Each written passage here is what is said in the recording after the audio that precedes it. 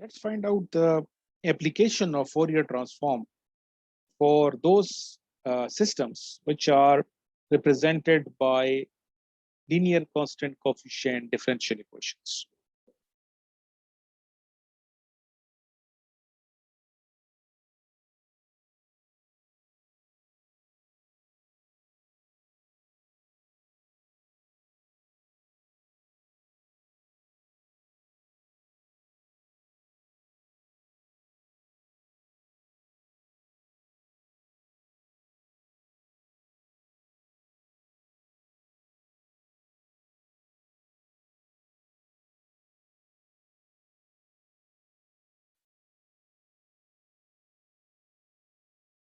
So the general equation that we used for systems which are described by linear constant coefficient differential equation is like this.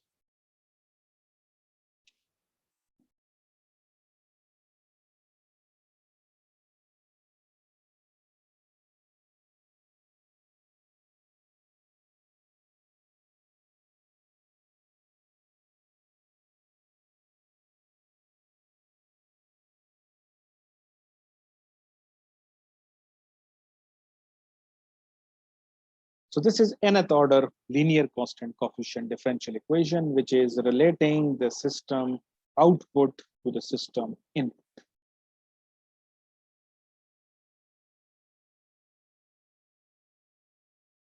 So if I want to analyze this particular system in time domain, I have to find a solution of this differential equation.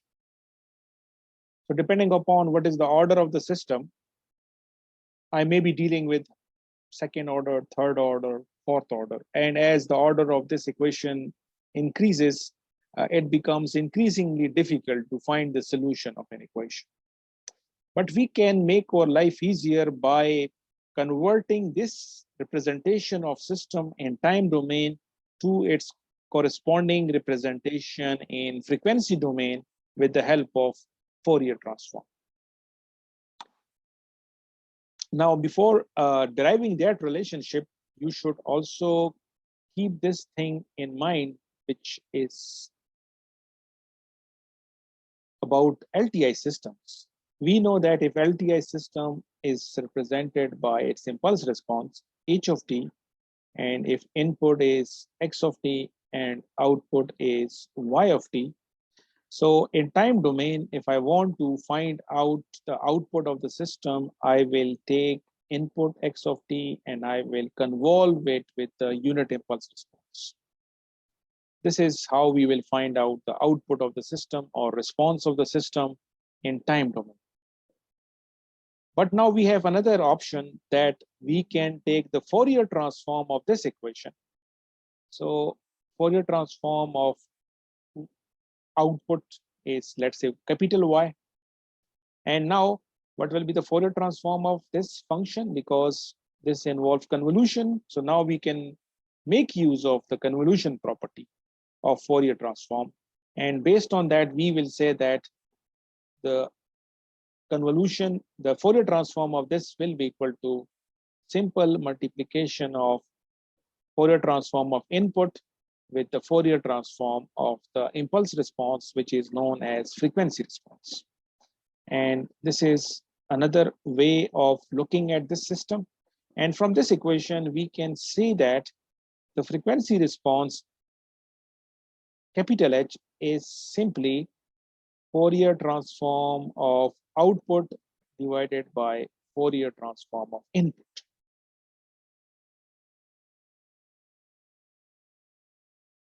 So again, मैं बहुत पहले बता चुका हूँ कि it doesn't make any difference कि मैं अगर Fourier transform को इस तरह लिखूं या इस तरह लिखूं, वेरिएबल तो ओमेगा ही है ना, ठीक है ना. जे तो आप इस वजह से लिख रहे हैं क्योंकि यहाँ पे जो फंक्शन है, ये जो वेरिएबल है वो इमेजिनरी है, बट एक्चुअल जो वेरिएबल है तो ओमेगा ही है ना. तो अगर आप इसको इस तरह लिखें या इसको आप इस तरह लिखें,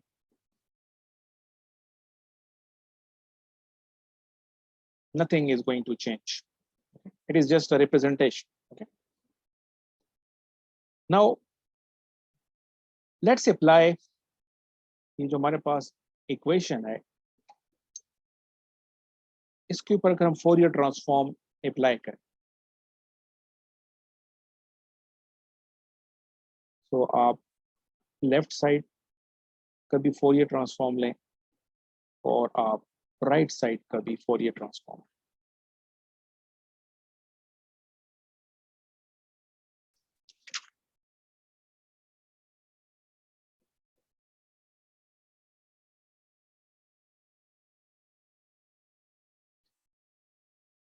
So I can change the order of the operator, Fourier operator है, ये समेशन ऑपरेटर है, तो समेशन ऑपरेटर को हम बाहर ले लेते हैं, इसको फोरियर ऑपरेटर को इनसाइड ले आते हैं, so this is constant। तो इसका मतलब है कि all you need to do is इसका फोरियर ट्रांसफॉर्म फाइंड कर।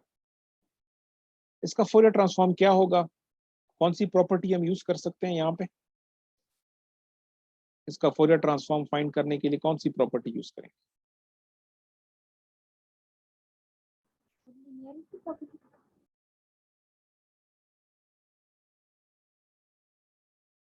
फोरियर ट्रांसफॉर्म अगर मैंने फाइंड करना हो इस चीज का,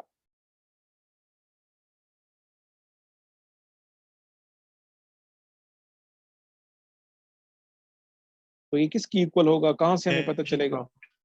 डिफरेंशिएशन प्रॉपर्टी। कौन सी property?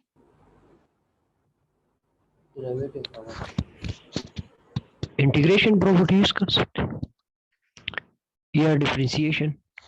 Differentiation property simple, derivative अब ले रहे हैं ना, y ऑफ t का क्या ले रहे हैं, डेरिवेटिव ले रहे हैं। सो क्या रिजल्ट है जी, अकॉर्डिंग टू दिस प्रॉपर्टी क्या लिखा जाएगा, इसका रिजल्ट क्या होगा, क्या लिखूंगा? J omega j omega is to power k y of omega, ये ओमेगा। ठीक है। सो इसी तरीके से राइट साइड पे अगर आप देखें, ये तो कांस्टेंट फैक्टर है, तो जब इसका फोरियर ट्रांसफॉर्म लेंगे तो इस चीज का हमने फोरियर ट्रांसफॉर्म फाइंड कर, और यहाँ पे भी हम डिफरेंशिएशन प्रॉपर्टी यूज कर लेंगे, तो kth derivative x of t dt का फोरियर ट्रांसफॉर्म क्या होगा, j omega x of omega. So let's make use of this. तो हमारे पास रिजल्ट क्या आ गया, summation operator from k 0 to n and then we have Fourier transform, जब हम ले लेंगे तो ये फैक्टर आ जाएगा।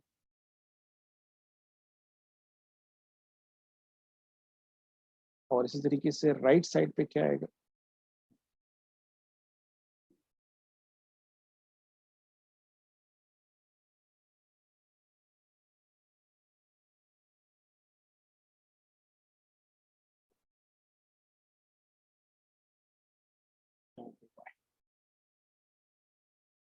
so after applying Fourier transform to the given nth order linear constant coefficient differential equation, हमारी जो इक्वेशन जो कि टाइम डोमेन में थी अब ये फ्रीक्वेंसी डोमेन में शिफ्ट होगी। Now we are dealing with something which is function of mac. इसको हम थोड़ा सिंप्लीफाई कर लेते हैं।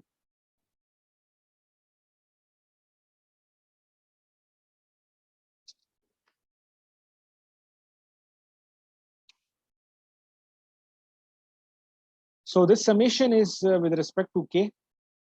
So ये जो टर्म है ये हम बाहर निकाल सकते। So we get y of omega summation a k j omega k where k is from 0 to n। इस तरीके से इसको भी हम summation operator से बाहर लिख लें because it is constant, it has no dependence on the variable of summation, and inside the summation operator we will get this. And then I can rearrange this equation. So I want y omega divided by x omega on one side and all of the terms on the other side. So let's see a right side पे कौन सी terms आ जाएंगी।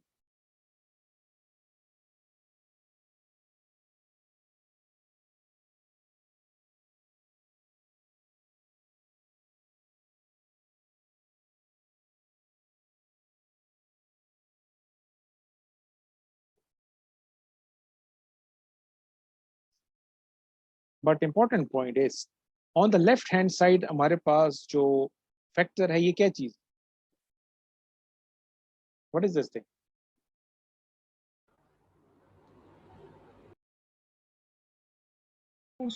Gain है sir ji, gain. It is the frequency response of the system, जिसको हमने capital H से represent किया।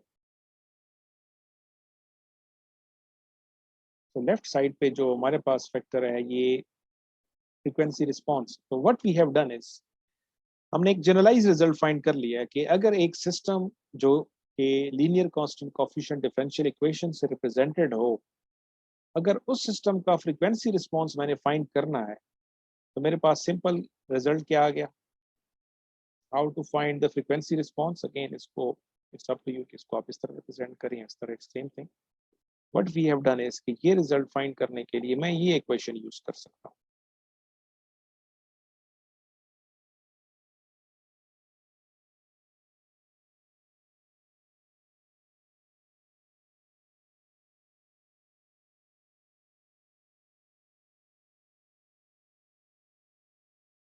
So now our job is very easy. अगर हमने किसी भी सिस्टम का फ्रीक्वेंसी रिस्पांस फाइंड करना हो, ये जो राइट साइड पे आपको नजर आ रहा है, आपने ये इक्वेशन में डायरेक्टली सब्स्टिट्यूट कर सकते हैं। अगर आप इसको कंपेयर करें, ये आपके पास क्या है, ये कोफिशिएंट्स और ये भी आपके पास कोफिशिएंट्स। ये कौन से कोफिशिएंट्स हैं? अगर आप इसको देखें, ए के वो कोफिशिएंट्स हैं जो कि y ऑफ t के डेरिवेटिव के साथ होंगे, और b के कौन से कोफिशिएंट्स हैं जो कि x ऑफ t के डेरिवेटिव टर्म के साथ होंगे। k जो है, के डिसाइड करेगा कि कौन सा ऑर्डर का डेरिवेटिव है। अगर आपके पास लेफ्ट साइड पे y ऑफ t का डेरिवेटिव नहीं होगा तो इसका मतलब है कि y ऑफ t होगा, तो वो कौन सी केस के लिए होगा, k इक्वल टू 0 के लिए होगा। तो k इक्वल टू 0 के लिए आपके पास कौन सा कोफिशिएंट होगा, a0 उसको, ठीक है।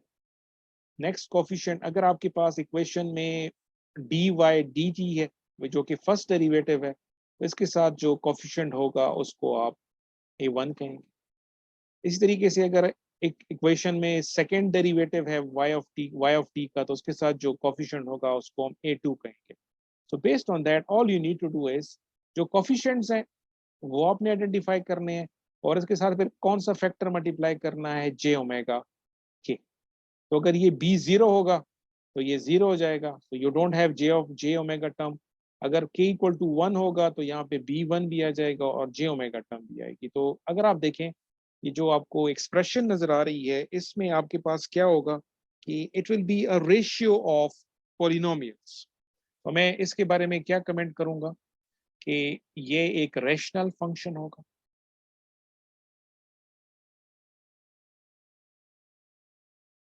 And it is the ratio of polynomials in j omega। So numerator polynomial होगा और डिनोमिनेटर पॉलिनोमियल होगा, और पॉलिनोमियल में वेरिएबल क्या होगा, j ओमेगा। अब इसको, इस पर्टिकुलर जनरलाइज रिजल्ट को अगर हम एक एग्जांपल के ऊपर अप्लाई कर लेते हैं, and then maybe 2 or 3 more examples भी हम कंसिडर कर लेते हैं। If you are given a system which is characterized by a linear constant coefficient differential equation like this,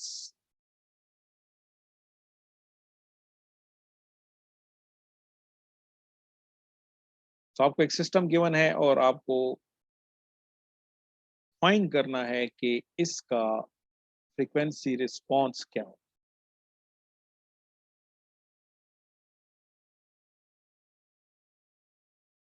तो क्या होगा जी, can anyone answer this question?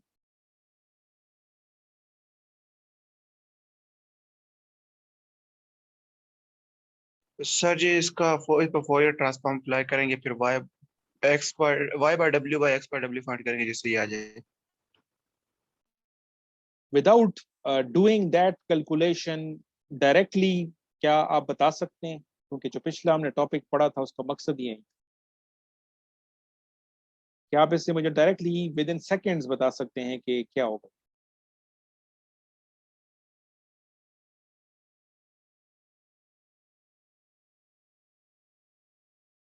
Ji, anyone based on this idea? This one.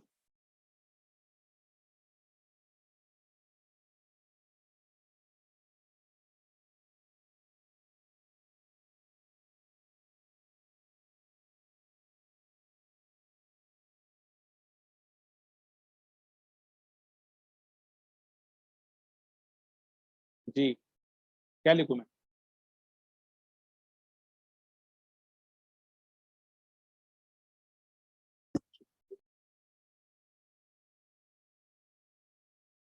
Numerator में क्या आना चाहिए? Numerator में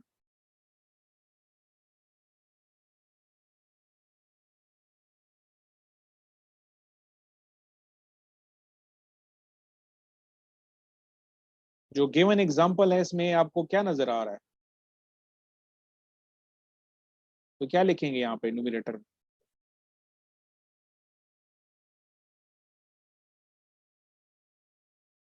sir 1 पे yes, 1 which correspond to this thing. और डिनोमिनेटर में क्या लिखेंगे?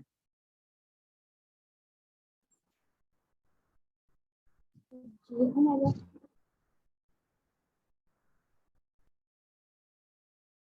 ए Yes, you can see that within seconds आप ये फाइंड करेंगे। जो आप कह रहे थे कि इसका फोरियर ट्रांसफॉर्म लेंगे फिर आएगा, you don't need to do that process.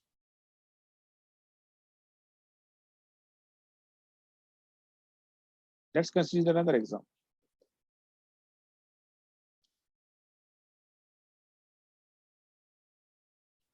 So now you are given a system and it is characterized by this second order linear constant coefficient differential equation.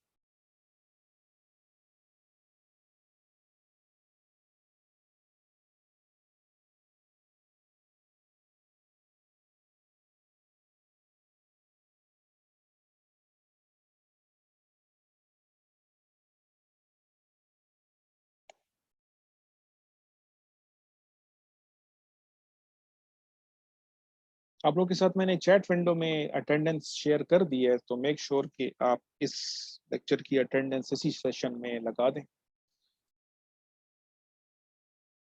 Chat window में attendance link का मैंने share कर दिया, so make sure कि आप attendance इसी session में complete कर लें, ठीक है? So now we have a system which is represented by this type of linear constant coefficient differential equation. और इस केस में हमने इसका फ्रीक्वेंसी रिस्पॉन्स फाइंड करना है।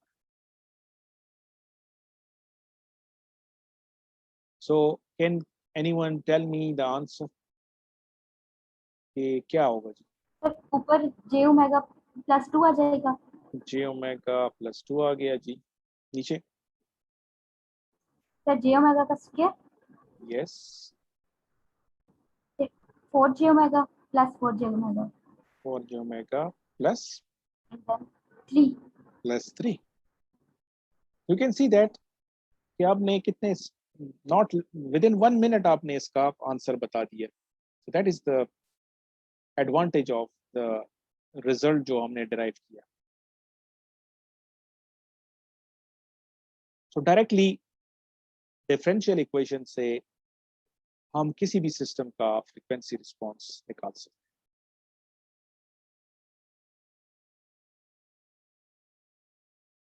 Now the other task is कि इंफॉर्मेशन हमें सिस्टम के बारे में गिवन थी इन टर्म्स ऑफ डिफरेंशियल इक्वेशन, और जो इक्वेशन हमने डिराइव की थी उसको यूज करके हमने सिस्टम का फ्रीक्वेंसी रिस्पॉन्स फाइंड कर लिया। But we are still not sure कि इस सिस्टम का इंपल्स रिस्पॉन्स क्या होगा। For complete specification of any given system हमें उसका फ्रीक्वेंसी रिस्पॉन्स भी फाइंड करना है और हमें उसका इंपल्स रिस्पॉन्स भी फाइंड करना है। नाउ द क्वेश्चन इज कि आपने इस इक्वेशन की मदद से इसका फ्रीक्वेंसी रिस्पॉन्स फाइंड कर लिया विद इन 1 मिनट। अब इसका इंपल्स रिस्पॉन्स हम कैसे फाइंड करें? क्या करना पड़ेगा? सर जी यूनिट इम्पल्स इनवर्स यानी सर इनपुट की इनवर्स जगह जाना पर यूनिट पड़ेगा इम्पल्स सिग्नल देंगे। क्या करेंगे? सर जी इनवर्स इनपुट जाएंगे की सर। जगह पर यूनिट इम्पल्स सिग्नल देंगे। काशिफ काशिफ जी जी, कोई और बात कर रहा था जी, बोलें कैसे करेंगे? सर इनवर्स लेंगे, इनवर्स फॉरवर्ड ट्रांसफॉर्म लेंगे। इनवर्स फोरियर ट्रांसफॉर्म लेंगे। तो आप कह रही हैं कि हम इसका इनवर्स फोरियर ट्रांसफॉर्म हमें एच ऑफ टी पता चल जाए।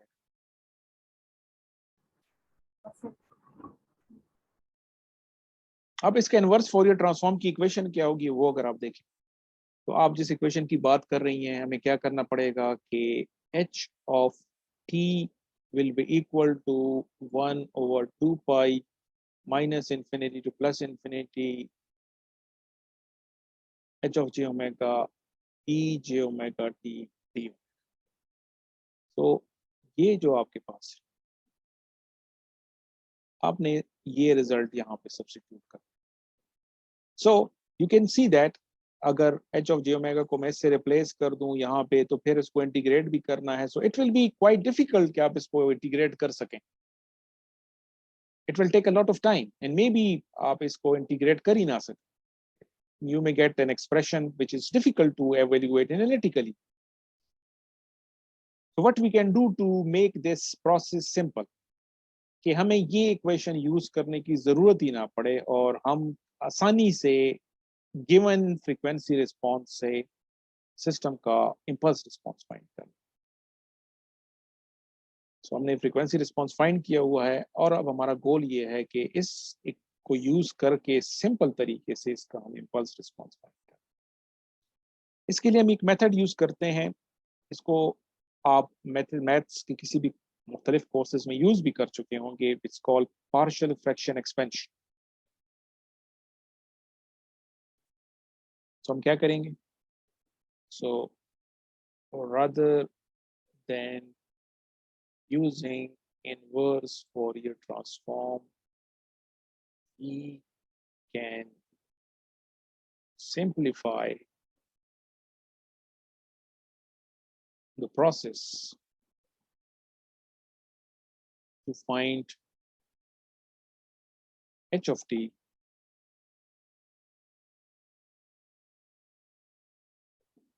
by using partial fraction expansion.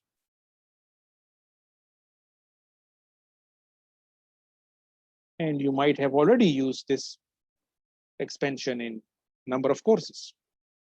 तो हमें क्या करना है? ये जो एक्सप्रेशन है h of j omega को, इसको हमने एक्सपेंड करना है in terms of partial fraction expansion. So थोड़ा सा मैं इसको स्टेप्स बता देता हूँ कि कैसे करेंगे, otherwise straightforward standard method है partial fraction expansion, nothing new, it is not specific to this signal and system course. So हमारे पास जो फ्रीक्वेंसी रिस्पॉन्स है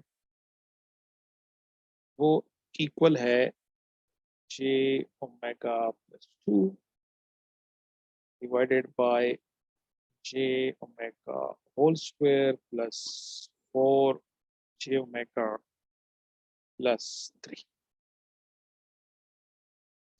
So first thing we need to do is कि जो आपके पास ये rational function है, इसका जो डिनोमिनेटर है इसको आपने फैक्टर करना है इनटू फर्स्ट ऑर्डर टर्म्स। तो ये जो आपके पास एक्सप्रेशन में डिनोमिनेटर में सेकेंड ऑर्डर एक्सप्रेशन है, इसको आपने फैक्टराइज करके as a product of first order polynomial लिखना है। So this is something which you can do easily.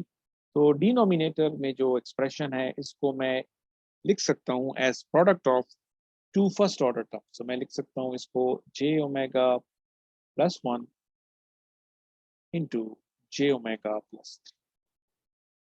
So factorization is a standard maths concept, तो वो आप अप्लाई करके इस एक्सप्रेशन को इस तरह लिख सकते हैं, j omega plus 1 into j omega plus 3। तो ये आपके पास अब फर्स्ट ऑर्डर में कन्वर्ट, और फिर इसको आपने पार्शियल फ्रैक्शन एक्सपेंशन से करना है, तो हम इसको इक्वल कर लेते हैं, let's say some constant a1 कह देते हैं, divided by j omega plus 1 plus a2 divided by j omega plus. This is what we do in partial fraction expansion. So what we have done is कि जो given expression है इसको हमने equate कर दिया. We want कि ये expression इस तरह summation of two terms में express हो जाए. And then you need to find out, अब आपने क्या करना है, partial fraction expansion method से आपने a1 और a2 को find करना.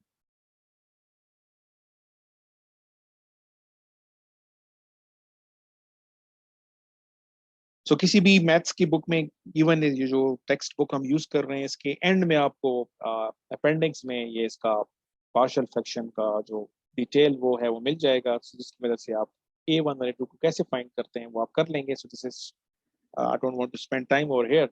सो आपके पास रिजल्ट क्या आएगा जब आप a1 और a2 फाइंड कर लेंगे, तो आपका रिजल्ट क्या जाएगा कि फ्रीक्वेंसी रिस्पॉन्स आपके पास आ जाएगा, इसकी वैल्यू 1/2 के बराबर आती है. ये आप चेक कर लेंगे और a2 की वैल्यू भी 1/2 आती है.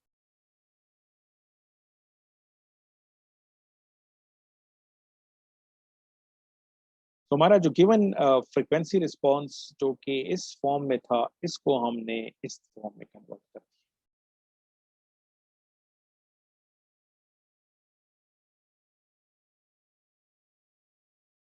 अब इसका फायदा क्या होगा, अब लेट्स सी दैट.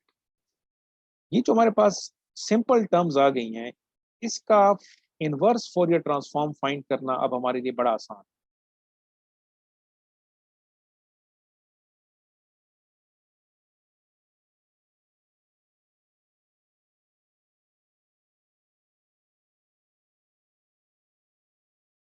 तो मेरे पास h of j ओमेगा है.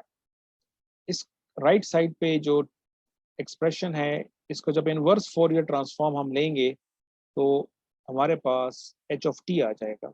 बट द क्वेश्चन इज हमने क्या फाइंड करना है कि ये कौन से टाइम डोमेन फंक्शन का फोरियर ट्रांसफॉर्म. तो हमारे पास जो फोरियर ट्रांसफॉर्म पेयर है, इन अदर वर्ड्स मैं अब इसको इस तरह लिख रहा हूँ कि आई नो कि एक फोरियर ट्रांसफॉर्म हमारे पास है j1 over j omega plus 1. The question is कि ये कौन से फंक्शन का फोरियर ट्रांसफॉर्म. हमने एग्जांपल भी की थी बहुत सारी, उसको अगर आप चेक कर लें, हमने फाइंड किया था कि अगर टाइम डोमेन में एक फंक्शन हो e power -t u of t, उसका फोरियर ट्रांसफॉर्म पेयर ये है. इसी तरीके से 1 ओवर j ओमेगा प्लस 3, ये कौन से टाइम डोमेन का फोरियर ट्रांसफॉर्म पेयर है, e पावर और -3. -3 of t. So partial fraction से जो हमारे पास टर्म्स आ जाती हैं, ये ऐसी टर्म्स आती हैं कि जिनका फोरियर ट्रांसफॉर्म पेयर हमें पहले से पता होता है. इट मीन्स कि मैं इसकी जगह लिख दूंगा e power -t u of t plus 1/2 e power -3 u of t, और ये मेरे पास सिस्टम का इम्पल्स रिस्पॉन्स आ गया. So rather than making use of this standard inverse Fourier transform equation to find h of t, it's better and it's convenient as well as it will less time consuming to find h of t from h of j omega with the help of partial fraction. And I have explained it to you कि ये partial fraction expansion में हमें क्या करना है.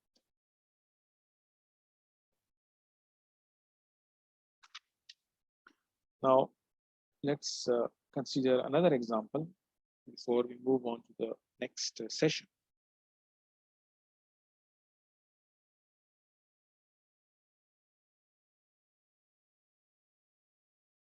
So let's assume कि हमें एक सिस्टम के लिए इनपुट गिवन है e power -t u of t.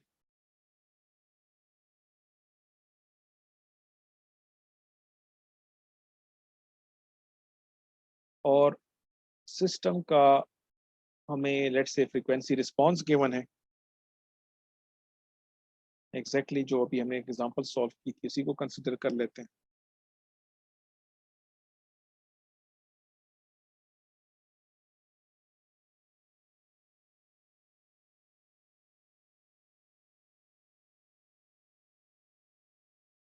And it is also possible कि आपको सिस्टम जो है linear constant coefficient differential equation given हो और साथ में इनपुट गिवन हो, तो और आपको कहा जाए कि आपने फाइंड करना है इस सिस्टम का आउटपुट फाइंड करना। सो हमें इंफॉर्मेशन क्या गिवन है, एक हमें सिस्टम के बारे में गिवन है कि सिस्टम का इनपुट आउटपुट बिहेवियर जो है वो इस इक्वेशन से के ऊपर बेस्ड है, और दूसरी इंफॉर्मेशन हमें क्या गिवन है कि सिस्टम को जो हम इनपुट दे रहे हैं वो ये है और टास्क ये है कि हमने आउटपुट फाइंड कर। अब इस तरह के प्रॉब्लम्स को हम कैसे सॉल्व कर सकते हैं? जो linear constant coefficient differential equation होगी उसको यूज करके हम सिस्टम का फ्रीक्वेंसी रिस्पांस फाइंड कर लेंगे, एग्जैक्टली जो भी हमने किया है। फिर हम क्या करेंगे कि ये जो एक्स ऑफ टी है इसका फोरियर ट्रांसफॉर्म फाइंड कर लेंगे, जो कि बड़ा आसान है, सिंपल फंक्शन है। तो हम लिखेंगे इसका फोरियर ट्रांसफॉर्म लेंगे तो आ जाएगा j1/j⍵+1। तो हमारे पास फ्रीक्वेंसी रिस्पांस है, हमारे पास आउटपुट सॉरी इनपुट भी है। तो अगर मैं y of t directly find करने के पहले मैं अगर y ऑफ ओमेगा फाइंड करूँ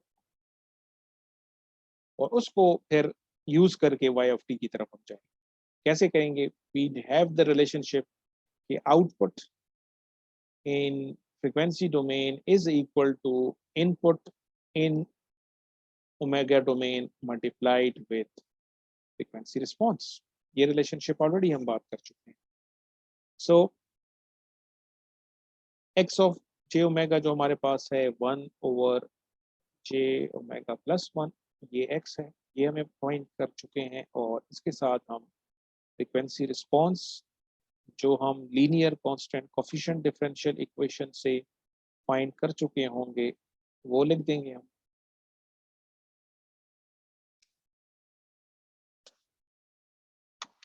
सो अब हमारे पास आउटपुट को अगर हम देखें, आउटपुट इसको मैं अगर आप देखें ये j⍵+1 है, ये भी j⍵+1 है, तो ये j⍵+1 होल स्क्वायर है, ठीक है। आउटपुट इन ओमेगा डोमेन हम क्या लिखेंगे?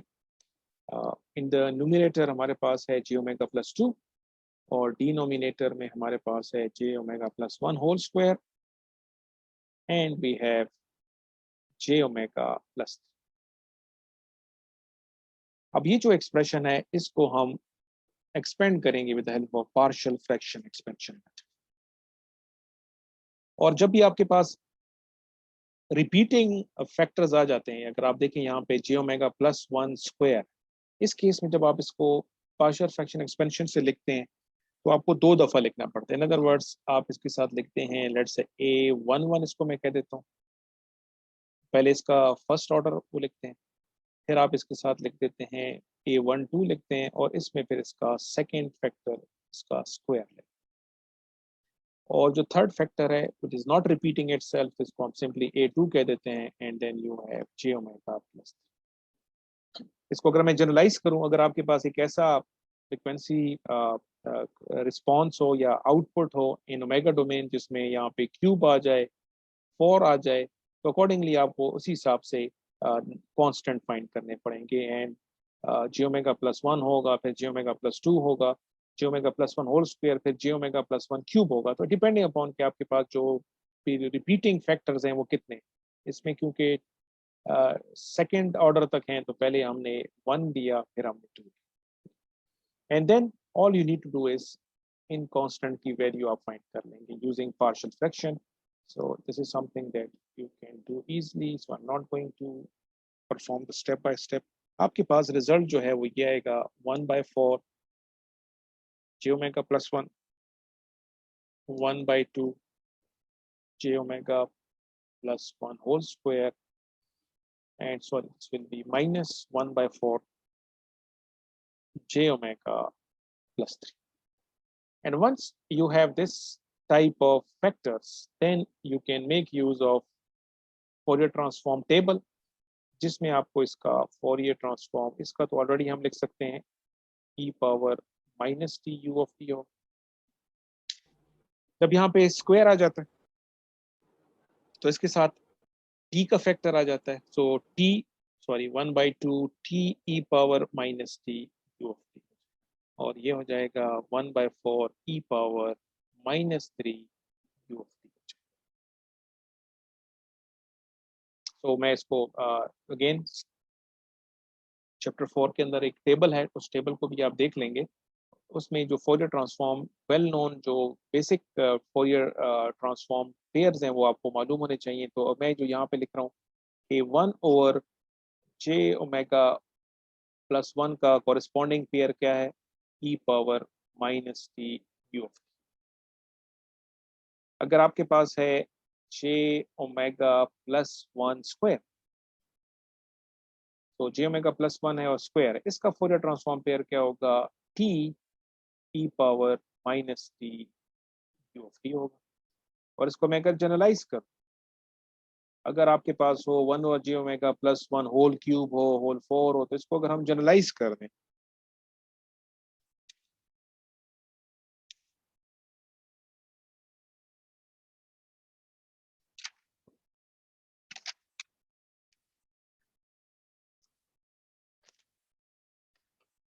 तो अगर हमारे पास हो j⍵+1 raise to power n हो, वेयर n कैन बी 1 2 3, इसका क्या होगा, आपके पास e power -t u of t होगा, और यहाँ पे होगा t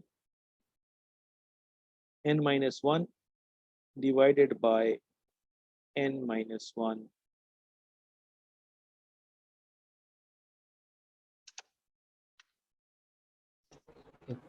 factorial, yes, factorial. So these are some standard Fourier transform pair जो आपको, they should be on your fingertips, okay, so then you will be able to find out the answer. Let's continue our lecture in the next session.